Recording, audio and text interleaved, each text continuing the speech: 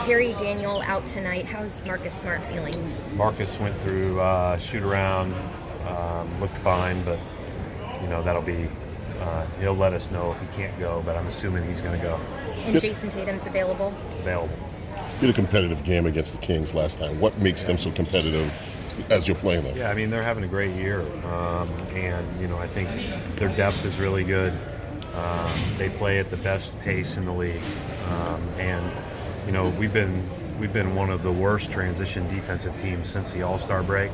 This is the best transition offensive team in the league, so that is going to be where the game starts. Obviously, we've got to do a lot better job in transition, and they put you on your heels the whole time. I mean, and it starts with Fox with the ball. I mean, he's got a special gear playing up the court. Brad, how much do you think missing shots on offense affects getting back on defense? For really good teams? It doesn't. We're not as good as we need to be yet.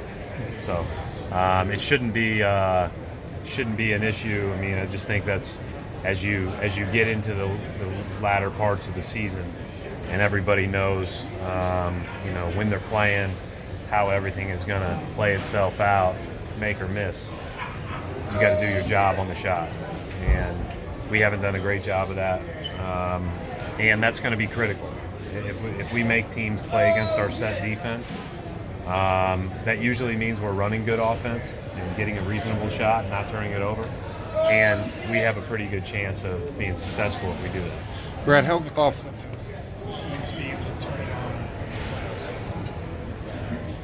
I'm sure that some can, but I don't think I think you have to build the right habits prior to.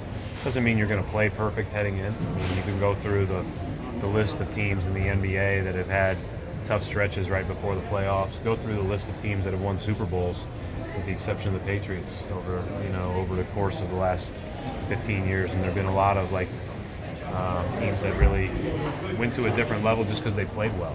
And I just think the bottom line is you got to do everything you can to be healthy, feel good, play well, and show yourselves capable of putting together a good stretch. But I think habits are a big part of that. Is it hard for your guys over this last stretch, just so that they have that in their DNA when things get difficult?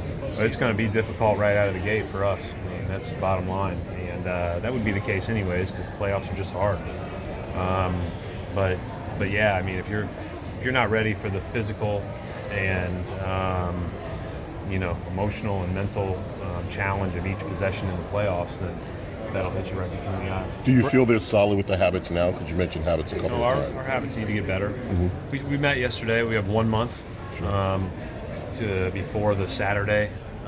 Today, now it would be 1 month till the Sunday where the playoffs start. Transition defense is number one, because if we don't get back, we don't have a chance. And then from there, I think there's a few things we can clean up on both ends. And then, we'll, like everybody else, we'll add little tweaks and things here and there to that we haven't put in yet for a reason. But for the most part, this is what it is, and we just have to clean those little things up. Keeping that in mind, Brad, transition defense, how closely off a road trip, a 4-game Western Coast road trip, do you watch and monitor energy in a game like tonight, or is it not that big a deal? I mean, I think it's a good question. It's real, but it's not something we talk about. And maybe you sub a person who looks a little bit winded out a minute earlier. May take Smart out earlier because he was sick yesterday. But our guys are highly conditioned guys, and we haven't played since Monday. We should be good to go. Well, I mean, I guess what I'm getting at, energy is different than conditioning, though. I mean, you look for your players to play with a focus that needs to be there. Yeah, if we don't, we'll get beat. But the bottom line is that there's an expectation that we're not going to make any excuses. We will play with focus and energy if we want to have success. Brad, you talked about getting together and saying there's a month left before the playoffs. Can you put tonight in perspective, meaning that you're coming off a pretty successful West Coast trip and you got a month to go? So how's this game tie into everything? Well, it's only successful if your last game didn't feel like that. So, I mean, I think ultimately we didn't play well against the Clippers. They had a lot to do with that. As I went back and watched the film, I mean, I thought we did a lot of things that we could have done better, but man, did they play well that night. I mean, they were terrific. And even if we would have played well, maybe we come up a little bit short, but we would have liked to have played with a little bit more, detail on both ends of the court than we did. So this is another chance to do that. And again, I look at this as we're not going to be able to practice transition drills right now. We don't have enough bodies. We're coming off, like you said, Mike, the West Coast trip. This is the best thing we can be doing tonight, is playing against the best transition offense in the league, and really become even more committed to being great at that. Coach, you guys missed Bagley a week ago. He's back tonight. What does he add to this team, and what have you seen from him? Yeah, he's super talented. Obviously, I've always thought that lefties in and around the basket have a special advantage, but he's quick. He can score over both shoulders. He can shoot it. He runs. He defends. He's awfully good. They've got a bunch of young, good bigs. I think Cauley Stein's good. I think Giles is good. Bagley.